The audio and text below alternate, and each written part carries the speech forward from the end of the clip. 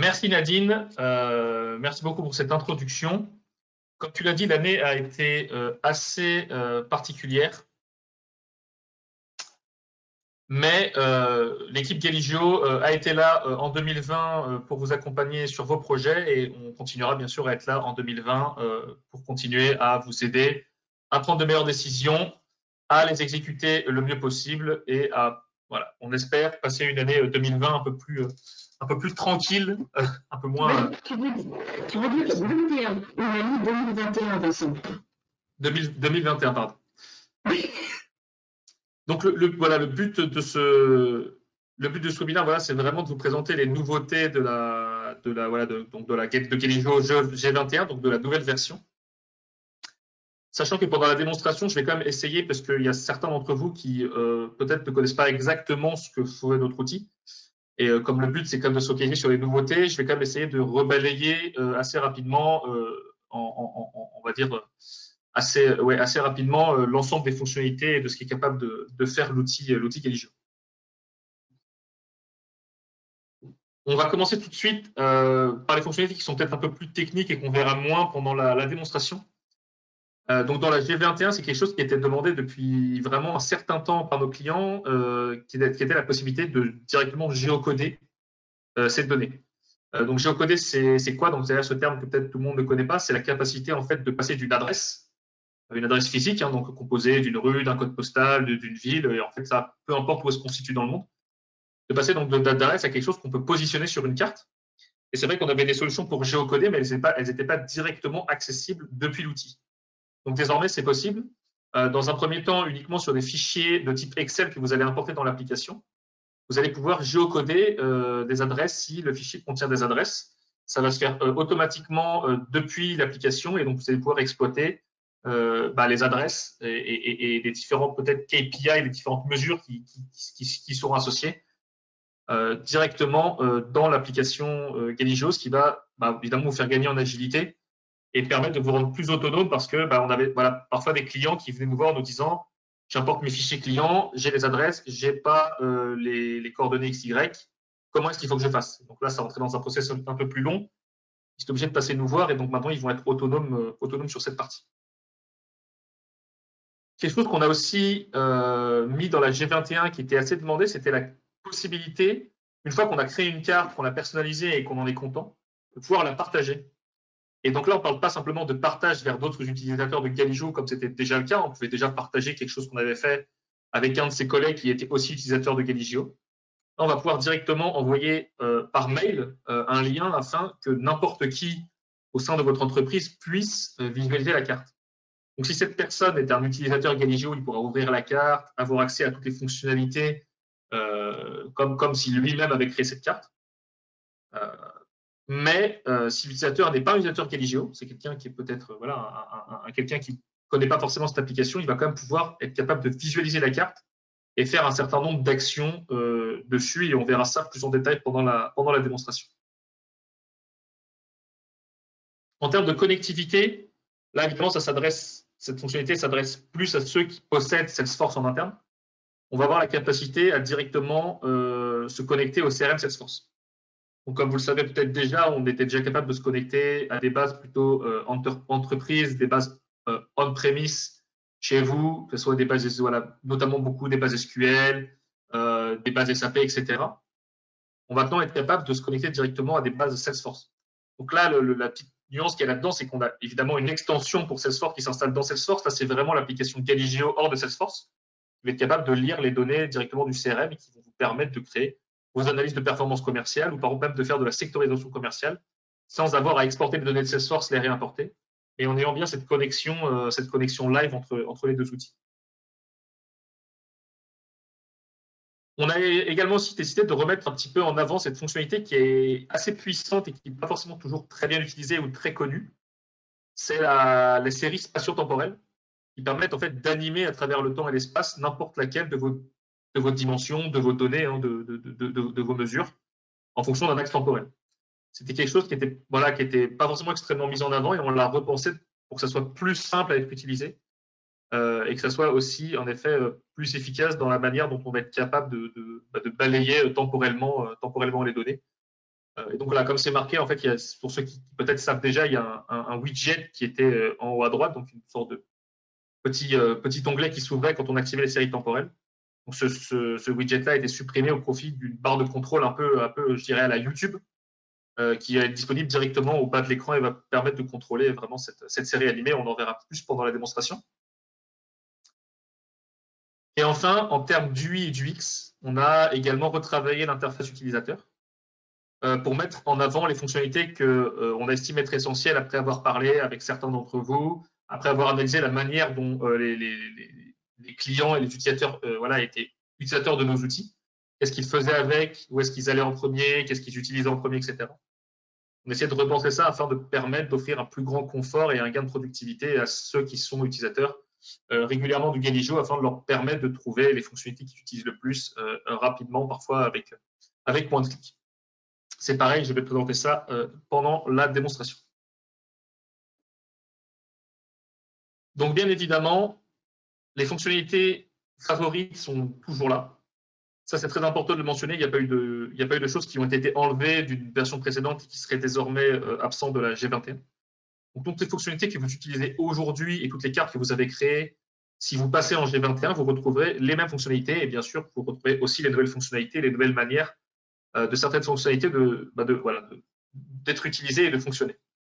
Là, j'en ai cité quelques-unes. Il y a les cartes de chaleur, les clusters, les séries temporelles, la sélection, les annotations, voilà, toutes ces choses-là sont bien sûr disponibles. Certaines ont été améliorées. C'est vrai que là, j'ai balayé un petit peu les grandes fonctionnalités, mais il y en a aussi des plus mineures et ça sera peut-être aussi à vous de jouer avec l'outil et de les découvrir.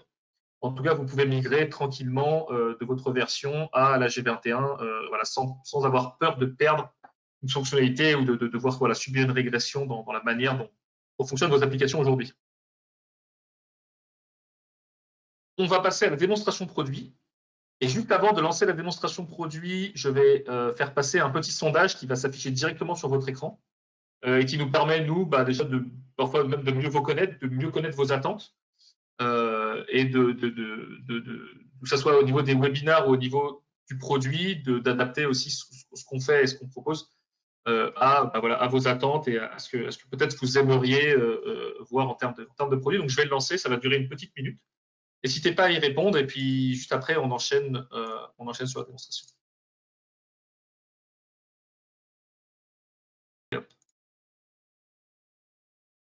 Normalement, on devrait être revenu sur le partage d'écran. Si je ne dis pas de bêtises, normalement, ça fonctionne. Juste avant que tu reprennes la parole, est-ce que certains d'entre vous ont des problèmes de son? Quelqu'un me dit ne plus entendre du tout. Vous avez le chat pour me répondre. Évidemment, seulement ceux qui auraient des... Remarquez, si vous avez des problèmes, vous ne pouvez pas m'entendre. Alors, moi, de mon côté, ton son sature un peu, on a dit, je t'entends. C'est ça, là. Ok. Ok. On va partir d'un. Je pense que tout le monde voit mon écran, donc pendant que la carte va se charger. Hop, je vais introduire rapidement cette démonstration. Je sais que peut-être certains d'entre vous l'ont vu. On l'avait passé dans un précédent webinaire qui était un webinaire en anglais. Donc peut-être que si vous avez été parmi nos amis anglophones par le passé sur un webinaire, vous avez peut-être déjà vu. Donc c'est une démo en fait qui se passe sur la ville de Montréal et qui parle, j'avais envie de dire bien évidemment du Covid. Bon, je sais que peut-être certains d'entre vous, on a peut-être un peu marre d'entendre parler du Covid, mais la démo est assez intéressante parce qu'elle balaye assez bien l'ensemble des fonctionnalités de Galijio. Elle va me permettre aussi d'introduire ces nouvelles fonctionnalités. Donc en fait, qu'est-ce qu'on a pour mettre un peu de contexte? On a la ville de Montréal qui, lors de notre premier confinement, il y a à peu près un an, donc pareil, un peu comme nous, a subi une vague de cas de coronavirus et après une petite accalmie, il y a eu un gros retour assez fort dans certains quartiers. Et on va essayer de se demander comment l'utilisation de la cartographie et du géodécisionnel peuvent nous permettre de comprendre mieux ce qui s'est passé et pourquoi il y a eu un rebond dans certains endroits. Et ça, comme je disais, ça va me permettre de balayer les nouvelles fonctionnalités en même temps. Donc on est parti. Donc là, il y a une carte de chaleur qui présente sur environ 9 semaines ou 8 semaines qui vont de la semaine 13 à la semaine 20. Les différents cas de coronavirus, comme on voit ici sur la carte de chaleur. Donc plus c'est rouge, plus il y a eu de cas dans certains endroits. Ce que je vais pouvoir vous montrer ici, dans un premier temps, c'est l'ensemble des couches géographiques disponibles. Donc, comme vous pouvez voir, l'interface a été retravaillée. Ce n'est pas exactement la même interface que celle que vous avez avant. Quelque chose d'intéressant, c'est qu'on peut notamment directement renommer les thématiques depuis ce panneau-là, alors qu'avant, il fallait ouvrir l'assistant thématique. C'était quelque chose d'assez pénible parce que les couches n'étaient jamais bien nommées par défaut, donc il fallait systématiquement ouvrir l'assistant thématique, etc. Et on a toujours accès à l'ensemble des fonctionnalités qui, par défaut, ne sont plus affichées. On a décidé d'afficher la possibilité de filtrer la donnée directement, d'afficher un label. Et puis, bien sûr, vous avez toujours accès aux autres fonctionnalités pour éditer la thématique, créer une carte de chaleur, créer une carte de cluster, etc., etc. Donc, comme je le disais, on a ici les données sur plusieurs semaines. Et comme on le voit ici, on va être capable de créer une série temporelle, voilà, qu'on va créer ensemble. En fait, c'est assez facile. On va choisir notre jeu de données. Donc, ici, notamment les données sur le coronavirus. On va choisir un axe d'animation. Donc, ici, c'est en anglais, donc c'est week, donc la semaine. Je vais créer cette séquence. Et après, simplement en l'activant, comme vous le voyez, ça va me mettre voilà, un lecteur un peu à la YouTube en bas qui va me permettre de directement contrôler mon animation. Donc, dans un premier temps, ce que je vais faire, c'est que je vais juste un peu jouer sur la granularité de la carte de shader pour qu'on voit un petit peu plus les zones où il y a eu des cas de coronavirus. Voilà, c'est un peu mieux comme ça. Et on va tout de suite lancer la série temporelle. Donc là, on passe à la semaine 14, on voit le changement, la semaine 15, la semaine 16, et ainsi de suite. Donc on voit l'évolution semaine par semaine des cas de coronavirus. Et je ne sais pas si vous avez eu le temps de voir, mais on voit qu'en semaine 18 et 19, on a un fort retour des cas de coronavirus. Je vais repasser vraiment étape par étape, comme on va pouvoir le voir ici. Si je reviens ici à la semaine 16, ou même à la semaine 15, on voit qu'ici, on avait donc pas mal de cas distribués assez uniformément sur l'ensemble de la ville de Montréal. On voit qu'en semaine 16, on a eu une accalmie. Donc, on a moins de cas. Évidemment, il y a eu une sorte de confinement comme nous, les restaurants, les magasins fermés, etc. Donc, il n'y a pas vraiment eu de confinement comme chez nous.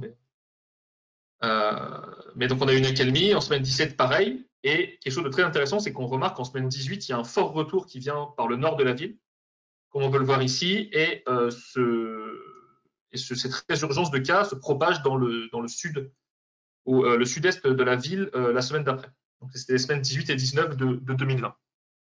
Donc là, maintenant, une fois qu'on a réussi à déduire ça de la série temporelle, on peut se demander pourquoi il y a eu cette résurgence sur les 2 dernières semaines.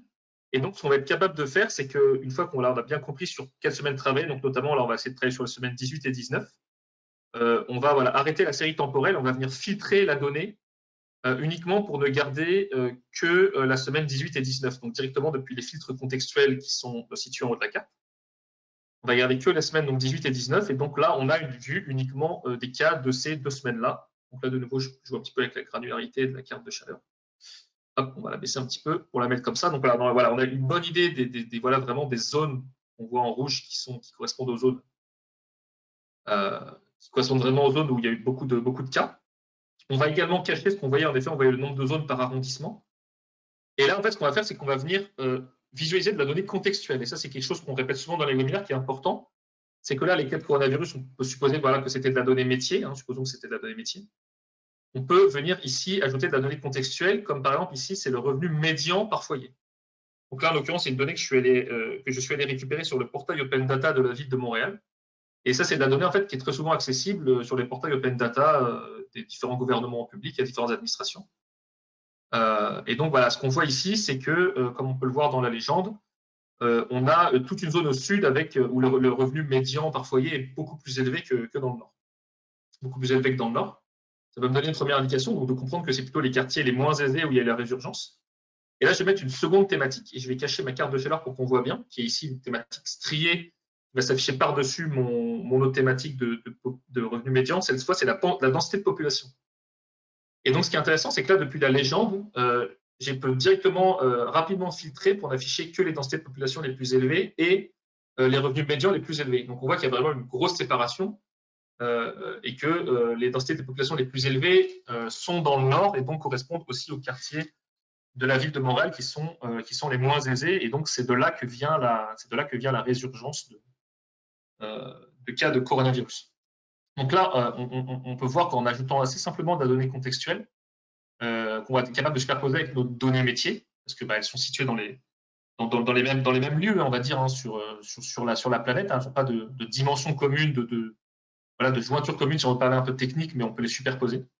Ça nous donne ici contextuellement une nouvelle information qui est de savoir d'où viennent les cas de coronavirus et s'il y a une corrélation. Et donc, la quelque chose d'intéressant, comme je disais tout à l'heure, c'est qu'on va être capable d'envoyer, par exemple, si je suis content de cette carte-là, et que je veux l'envoyer à certains de mes collègues ou même peut-être à mon directeur qui est lui des petiteurs Galigio, je vais pouvoir ici lui envoyer un mail très rapidement. Bogdan mon collègue qui m'envoie un petit message, désolé, qui m'envoie rapidement, que je vais lui envoyer cette carte que je vais pouvoir lui partager. Donc, on va le voir, il va recevoir un mail, donc c'est marqué email envoyé avec succès. Et donc, en fait, lui, là, on ne le verra pas dans la démonstration, mais il va recevoir un mail avec un lien et ce lien va lui permettre d'ouvrir cette carte-là. Ce lien va lui permettre d'ouvrir cette carte, qu'il soit utilisateur Galigio ou non, comme je le mentionnais. C'est ça, évidemment, le grand intérêt de cette fonctionnalité. Et donc, il va pouvoir visualiser cette carte, essayer de comprendre ce que j'essaie de lui dire. Alors, c'est vrai que j'aurais pu, par exemple, ajouter des annotations, des sortes de commentaires pour un peu le guider sur ce que j'ai trouvé dans mon analyse. Et donc, le lien qu'il va recevoir va être valide 1 mois. Donc, au bout d'1 mois, le lien va expirer. Et donc, il va pouvoir consulter cette carte et il va même pouvoir lui-même la repartager s'il le souhaite en interne. Donc, une fonctionnalité est disponible directement depuis la carte qui permet de faire du partage d'analyse cartographique avec le reste des collaborateurs qui soient dans votre département ou non. Et qui soient utilisateurs Galigio ou non aussi également. Ce qui me semble important. Donc, très bien. On a vu donc cette nouvelle fonctionnalité. Donc maintenant, ce qu'on va aller faire, c'est qu'on va aller rafraîchir la carte. On va se remettre en... Ah non, pardon. Avant de faire ça, on va ajouter, je vais vous montrer comment on ajoute de la donnée contextuelle. Donc en effet, là, c'est le site du département du transport de la ville de Montréal. On a en fait une information qui concerne le taux de remplissage des transports, notamment des lignes de bus. Je l'ai récupéré et donc on est capable de visualiser, comme on le voit ici, cette information sur la carte. Donc simplement, comme vous avez pu le voir, en faisant un cliquer-glisser, ça va me créer une nouvelle thématique ici qui est le taux de remplissage moyen des lignes de transport. Je vais cacher d'autres thématiques pour qu'on les voit mieux. Et même là, comme je l'ai fait tout à l'heure, depuis la légende, je ne vais garder que les lignes de transport qui ont un taux élevé de remplissage habituellement. Alors, ce n'est pas des données qui sont propres au Covid. Ici, c'est vraiment des données, on va dire, un peu génériques sur l'année. Donc, ça, c'était l'année 2019. Et donc, on voit que la majorité des lignes de bus qui ont un fort taux de remplissage, évidemment, sont dans le nord de la ville et également aussi un peu dans le sud-est. Et en fait, ce que ça va venir expliquer ici, et ce qu'on en avait déduit évidemment à l'époque quand on avait travaillé avec la ville de Montréal, c'était que quand il y a eu, entre guillemets, le déconfinement, il y a énormément de gens qui vivaient dans le nord de la ville, parfois dans des logements surpeuplés. Il y avait une grosse densité de population, parce qu'il y avait des gens qui avaient perdu leurs emplois, etc., qui étaient retournés vivre chez leurs parents ou chez leurs frères et sœurs. Et ces gens-là, en fait, sont retournés travailler notamment beaucoup par les lignes de transport, et ils sont allés travailler dans les quartiers d'affaires qui sont situés, eux, plutôt dans le sud-est. Et c'est ça qui a repropagé les cas de coronavirus, donc du nord de la ville vers le sud de la ville, alors que le sud-est, alors que le sud-ouest, lui, a été plutôt épargné, parce qu'on avait des gens qui se déplaçaient plus en voiture et qui étaient amenés à faire plus du télétravail. Donc ça, c'était pour l'histoire derrière cette démonstration. On va juste la continuer un petit peu, mais ce que ça a permis de montrer, tout en montrant une nouvelle fonctionnalité, c'est toujours cette aisance avec laquelle on est capable de créer des analyses cartographiques assez simplement, à base de cliquer-glisser. Une fois qu'on a la donnée disponible, comment on va être capable de rapidement afficher quelque chose de pertinent sur la carte et comment on va être capable de mener une analyse vraiment concrète et de dépasser ce simple cadre de la visualisation. Évidemment, on a beaucoup vu avec le coronavirus, on a vu qu'il y avait beaucoup de tableaux de bord qui montraient les cartes avec le nombre de cas par département, etc. Il n'y a pas forcément énormément d'analyse derrière. Et ce que ça montre là, c'est que le géodécisionnel vraiment permet d'aller plus loin que cette simple visualisation et permet vraiment d'accéder à des outils d'analyse en libre service, sans forcément être un expert, accessible en quelques clics, qui permettent de mener des analyses cartographiques plus concrètes et de comprendre vraiment ce qui se passe en mélangeant à la fois ses propres données, donc ses données métiers, avec de la donnée contextuelle. Voilà, comme on peut le voir ici. Ce que je vais pouvoir faire aussi, c'est que je vais pouvoir sauvegarder la vue. Donc d'habitude, vous aviez l'habitude de sauvegarder la vue, là vous allez pouvoir en sauvegarder plusieurs et leur donner des noms pour être capable après de directement démarrer la carte en fonction d'une vue particulière que vous avez voulu sauvegarder. Là, en l'occurrence, j'appelle ça la vue transport. On pourrait avoir une autre vue, la vue hôpital, la vue revenu médian, la vue densité de population. Et ça vous permet plus tard de directement rouvrir cette vue-là avec les bonnes couches géographiques masquées, les bonnes couches affichées, les bons filtres, etc. Donc ça, c'est pareil, ça fait partie aussi des évolutions de la G21. On va passer, je vais rafraîchir rapidement ma carte et on va passer simplement, voilà, hop, j'ai rafraîchi ma carte. On va passer à la seconde partie de l'analyse. Ça va être la capacité d'afficher ici des hôpitaux. Notamment, on va faire une analyse sur les hôpitaux et être capable peut-être de voir si certains vont être saturés. Donc ici, j'ai mon jeu de données des hôpitaux publics de la ville de Montréal, mais comme on le voit, j'ai les adresses.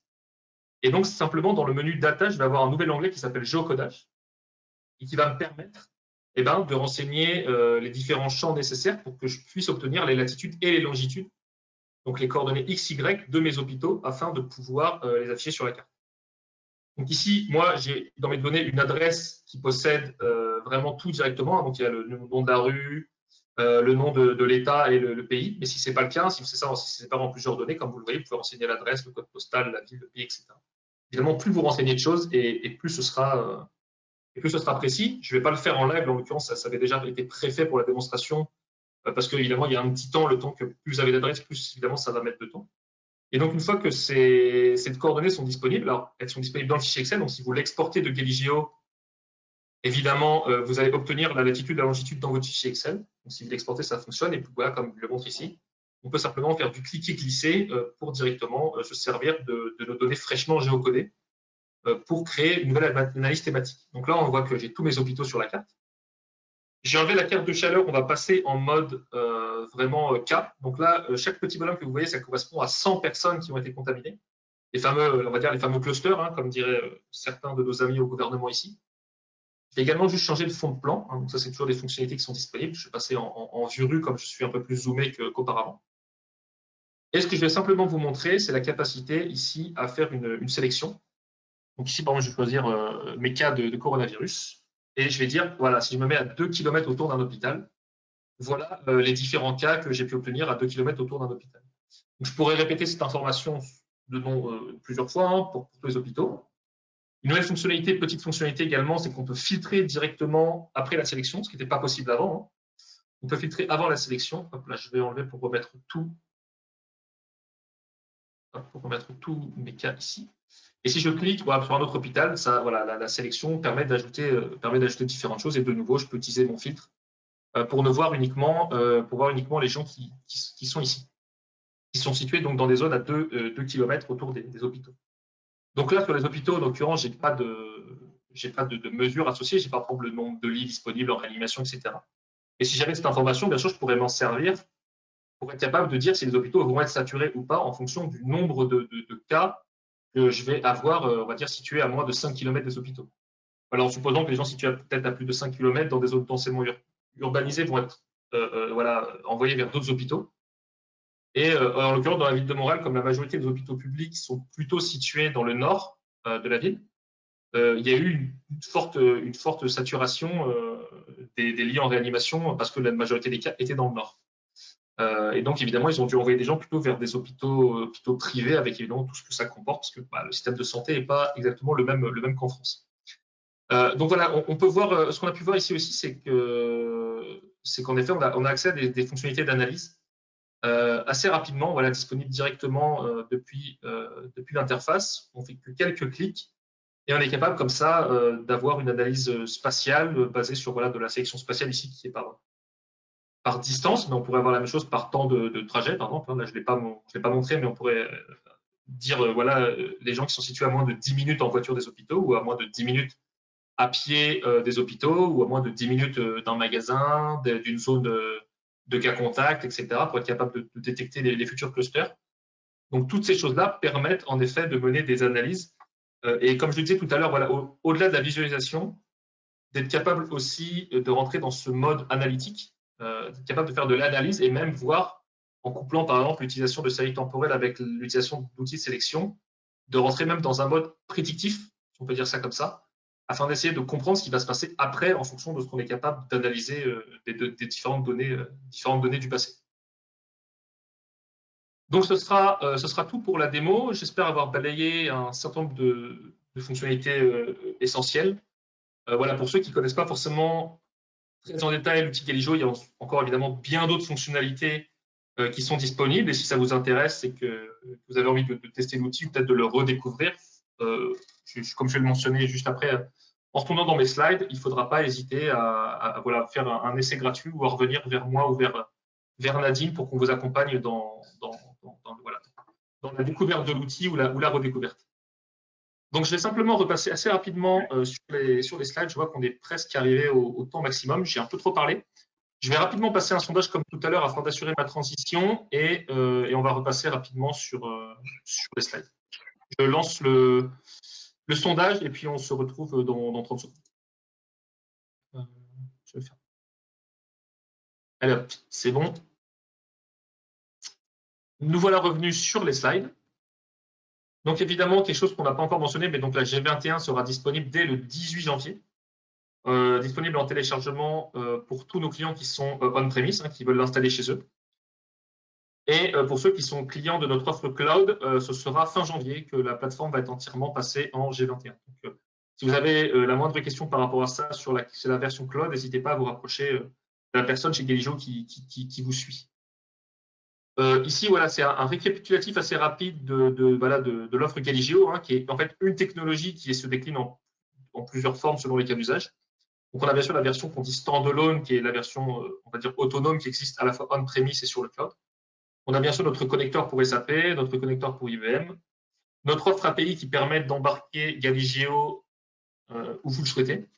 Si vous avez un portail, par exemple, métier qui est fait sur mesure et que vous voulez intégrer des fonctionnalités cartographiques, eh bien, par exemple, vous pouvez directement intégrer Galigio à l'intérieur et vous n'avez pas besoin de redévelopper cette brique cartographique de votre côté. Et petite nouveauté aussi cette année, on a aussi un nouveau partenariat avec donc Information Builder, qui est un gros éditeur de billets américain et qui a notamment une solution qui s'appelle WebFocus. Et donc, on a fait un partenariat. Voilà. On a un partenariat avec Information Builder pour offrir les solutions Galigio directement intégrées à WebFocus.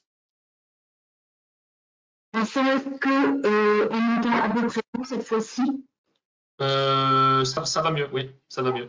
On va passer aux questions-réponses rapidement. Ouais. Je ne sais pas s'il y a quelques questions. Il y a beaucoup de questions. La première me demande en fait si le géocodage nécessite une connexion Internet active. C'est une très bonne question. Donc, en effet, le géocodage de base, comme je l'ai montré à la fonctionnalité tout à l'heure, en effet, nécessite une connexion Internet. Donc, le géocodeur, en fait, il va géocoder les adresses. Lui, il n'est pas directement dans l'outil. C'est un service tiers qui appartient à Galigio, mais c'est un service qui ne se trouve pas directement dans l'outil, par exemple, que vous allez avoir on-premise. Et donc, en effet, il nécessite une connexion Internet pour fonctionner. Ok. Autre question. Peut-on bloquer le partage de la carte? Peut-on bloquer, c'est ça la question? Oui, bloquer. Tout à fait. C'est une fonctionnalité qui… Là-dessus, c'est vrai que je ne suis pas revenu là-dessus. Vous avez vraiment la main granulairement pour choisir ce que vous voulez mettre à disposition ou pas des personnes qui vont utiliser Galigio. Et évidemment, le partage de cartes peut s'enlever. Oui, c'est possible de désactiver cette fonctionnalité. Ok. Peut-on imprimer les cartes de chômeur? Alors ça, c'est une bonne question. Ça, c'est vrai que c'est quelque chose que j'ai pas montré. En fait, on a aussi la possibilité maintenant de personnaliser les cartes de chaleur avec des couleurs différentes. C'est vrai qu'aujourd'hui, c'était, quand dans ma démonstration, ça va, on va dire, du vert en passant par le bleu jusqu'au rouge. Et en G21, on a la possibilité de changer ces couleurs-là et il me semble que l'impression sera supportée, mais je mets des guillemets, il faudra que je vérifie ça et voilà, la personne qui a posé cette question, on reviendra vers vous avec la réponse exacte. Cette version est compatible avec la suite SAP BO 4.3. Tout à fait. Alors, compatible, oui, avec certaines limitations, parce qu'aujourd'hui, là, dans la version de BO 4.3, il y a certaines restrictions qui viennent de SAP. C'est-à-dire que nous, on se sert d'un certain nombre de choses à travers l'API SAP qui n'ont pas forcément été toutes remises en 4.3. Donc, l'essentiel des fonctionnalités marche. La grosse fonctionnalité potentiellement qui aujourd'hui ne va pas fonctionner en 4.3 à l'heure où je parle, ça va être ce qu'on appelle le map to BI, la capacité de la carte d'interagir avec des autres composants du rapport. Ça, c'est quelque chose qui ne va pas fonctionner. On travaille avec SAP pour le faire fonctionner. C'est prévu dans le service pack 2 de BO 4.3 qui devrait arriver. Malheureusement, je ne peux pas m'engager sur une date, mais ça devrait arriver certainement aux alentours de juin ou juillet cette année. Et là, encore une fois, c'est sujet à ce que SAP va décider de faire. Il y a beaucoup de questions, mais je ne sais pas si on va pouvoir les traiter. On me demande en fait, on me demande s'il est possible d'avoir l'échelle de densité pour la carte de chaleur. Ça, c'est une question qu'on a beaucoup eu en interne parce que techniquement, en fait, la manière dont fonctionne la carte de chaleur, vu que ça agrège de la donnée, c'est pas forcément pertinent d'afficher une légende qui potentiellement donnera des valeurs qui seront soit qui ne correspondront pas aux valeurs qu'on a dans le jeu de données, ou alors qui parfois même proposons des valeurs qui ne seront pas forcément justes dans la légende. Après, si c'est quelque chose vraiment d'essentiel pour vous, on peut évidemment, bien sûr, on peut en discuter, mais aujourd'hui, c'est pas le cas. Ok, alors je crois que la question suivante va se rejoindre. La G21 va bien permettre de paramétrer la carte de chaleur en fixant les intervalles. Point d'interrogation. Alors ça, normalement, en effet, oui, parce qu'en fait, la carte de chaleur aujourd'hui va notamment s'appuyer sur la thématique par ce qu'on appelle par class break, par champ de valeur. Donc en effet, vous allez pouvoir assigner des couleurs et ensuite, en effet, la carte de chaleur reprendra les différents intervalles qui auront été fixés. Ok, l'idée en fait c'était de pouvoir comparer deux cartes entre elles. En effet, oui, tout à fait. Oui, tout à fait. Voilà, on a encore d'autres questions, mais là je suis désolée, on ne va pas pouvoir les traiter. Par contre, ne vous inquiétez pas, on répondra à chacun d'entre vous. Il est déjà tard, on a déjà beaucoup débordé. Vincent, pour le mot de la fin. Tout à fait. Hop, là, je vais juste changer de slide ici. Donc, merci beaucoup à tous d'avoir été là aujourd'hui avec nous. Vous avez nos contacts. Je pense que la grosse majorité d'entre vous, on a déjà pu échanger avec vous par le passé. Et pour ceux pour qui ce ne serait pas le cas, n'hésitez pas à revenir vers nous. Vous avez nos contacts ici. Vous avez aussi nos contacts directement dans vous avez reçu plusieurs mails avant ce webinaire. Donc, n'hésitez pas à venir discuter, hein, même simplement discuter, même boire un café virtuel, hein, si j'ose dire. Et juste avant de couper ce webinaire, donc au moment où ça va se terminer, vous allez avoir un onglet qui va s'ouvrir dans votre navigateur Internet et qui va simplement vous poser encore 2-3 questions qui va plus nous permettre de comprendre là, si vous avez apprécié ce webinaire, s'il y avait des choses à peut-être potentiellement rectifier pour la prochaine fois. Et si vous êtes intéressé par d'autres thématiques dans le futur qu'on pourrait aborder, n'hésitez pas à nous en faire part. Je te remercie Nadine d'avoir participé avec moi. Je vais dire merci à tous les participants. On a dépassé de 5 minutes, mais je pense que ce n'est pas trop grave. Je vais vous souhaiter à tous une bonne après-midi et à très bientôt. Merci Nadine. Au revoir. Merci à tous, au revoir.